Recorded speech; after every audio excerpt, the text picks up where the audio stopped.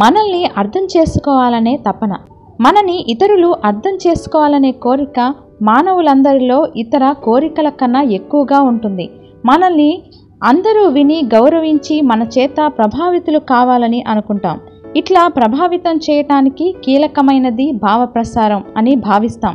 మనం చెప్పదలిచిన విషయాన్ని స్పష్టంగా చెప్పటం, అర్థమయ్యేదాకా చెప్పటం. నిజానికి ఎదుటి వ్యక్తి మాట్లాడుతున్నప్పుడు అది పూర్తిగా విని అర్థం చేసుకోకుండానే దానికి జవాబు సిద్ధం చేసుకుంటూ ఉంటారు చాలామంది. మీరు తన మాటల వలన ప్రభావితమవుతున్నట్లు ఎదుటి వ్యక్తి గ్రహిస్తేనే నిజమైన భావానికి ప్రారంభం. వారిని మీలో లోతుగా నిజాయితీగా వింటున్నారని, మీరు నిష్కపటంగా మాట్లాడుతున్నారని అతడు గ్రహించాలి. కానీ చాలామంది తమ ఉద్వేగాలను అదుపు చేసుకొని పూర్తిగా అవతల వ్యక్తి సంభాషణ వినరు. అప్పటి వరకు ఆగకుండానే తమ స్పందనని తెలియచేయటానికి తొందరపడతారు. మన సంస్కృతి అవగాహన ప్రభావితం చేయడం అనే విషయానికి ప్రాధాన్యమిస్తుంది.